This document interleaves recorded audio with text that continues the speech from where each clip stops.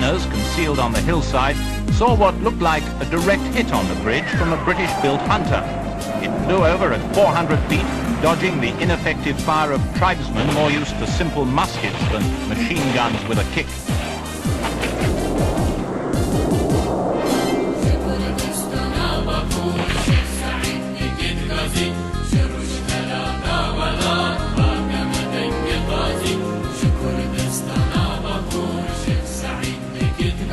But after attacking the bridge for 3 days in a row, the Iraqi jets failed to destroy it. Hamilton's bridge, built 30 years ago, stood firm despite its battle scars. And the highway which it carries over the Rwanda's river remained open to the Kurdish troops. The Hunter you've just seen apparently got away unscathed. But the Kurds do claim to have brought down planes with small arms fire. Any marksman skillful enough to do so gets a £20 bounty and a new gun. As evidence of one hit, the Kurds brought forward this auxiliary fuel tank, but the pilot could have ditched it to gain speed for a getaway. At first they thought it was some strange sort of bomb. A check on its serial number showed it was part of a British Hunter jet supplied to Iraq less than 3 years ago.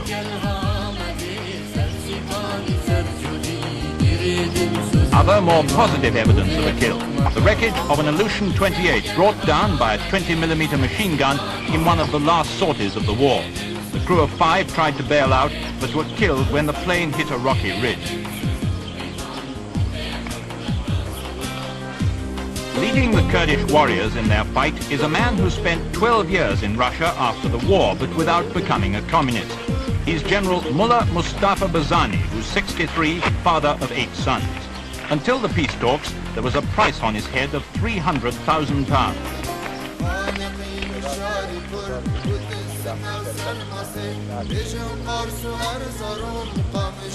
General Barzani is never far away from the battlefront, and it's he who's taken the leading part in negotiations with the Baghdad government.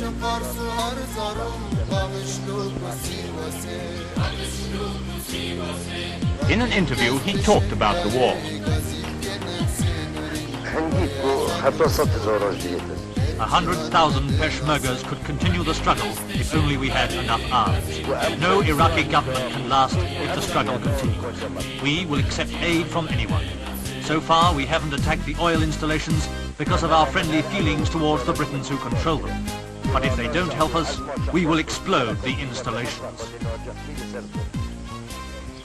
Recruiting posters put the Iraqi government case that the Kurds are a minority group committing treason against a legally constituted government. They describe the Kurds as a threat to national unity. General Barzani says that over 12,000 Kurds have been killed in the last 5 years, 10,000 of them civilians. Wounded troops are taken to the forward hospital, where a queue of casualties are always waiting for treatment.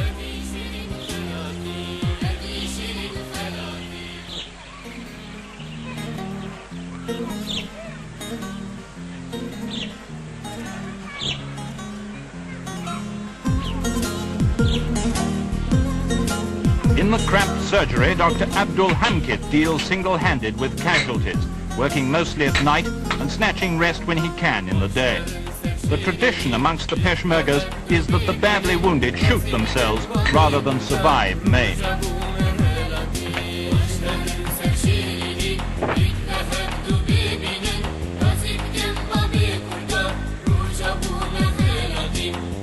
Drugs and medical supplies are scarce, and most arrive through the Red Cross or communist sources, since the Baghdad government cut the roads north. Life in the villages, despite the war, goes on much as it has for centuries. Most Kurds are small farmers.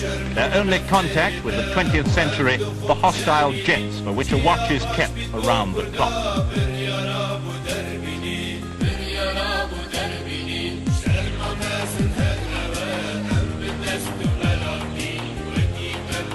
The villagers are friendly and welcome all guests, except Iraqis and hunger. Since the war began, farming has been disrupted and crops ruined by napalm bombs. Wheat is scarce, tea, sugar and rice are luxuries for which have to be imported by way of Persia. And the tobacco exports, which paid for them, have been cut off. Today the factories are on the wrong side of the front line. But despite shortages, the Kurds display an almost British concern in keeping their pets well fed.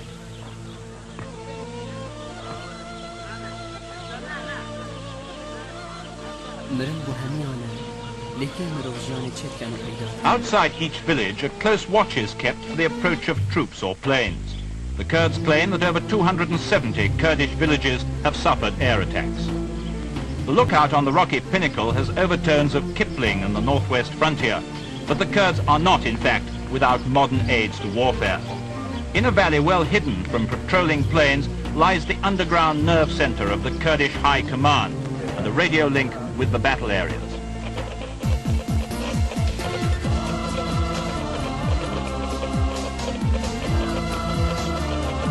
But more often than not, the Kurds depend on runners to carry important messages to headquarters.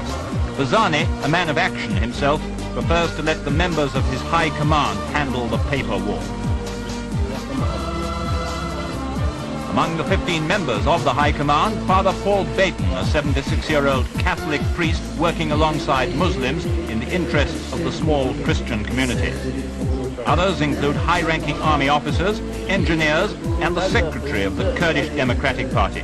Together, they act virtually as a cabinet under Bazani's overall leadership. It's the High Command who handle all matters of administration, supply, and military strategy. It's they who give the Peshmergas their marching orders to make sure that they're properly trained and equipped.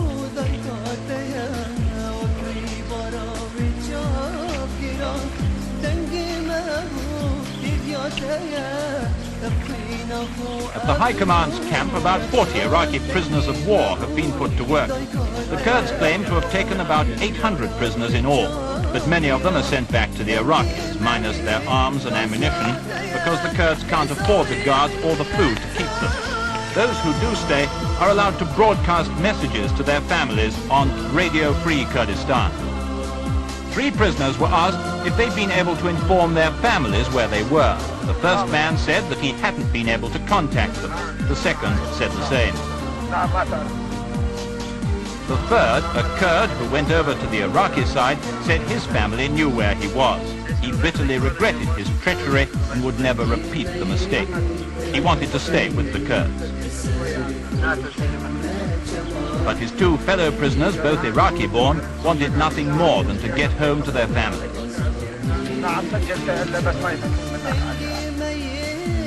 They were afraid that their families were very unlikely to have heard the broadcasts they were allowed to make and would assume that they'd been killed in fighting. One of the more hazardous jobs in the war effort is done by the Kurdish Ordnance Corps. They collect unexploded shells left over from Iraqi attacks and saw them up. The TNT inside is poured out to be used again against the Iraqis.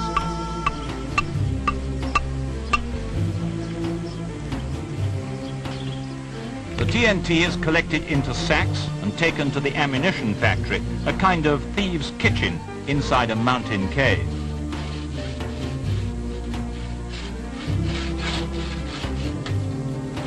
Inside, welding equipment fashions grenades and mines out of any material that comes to hand.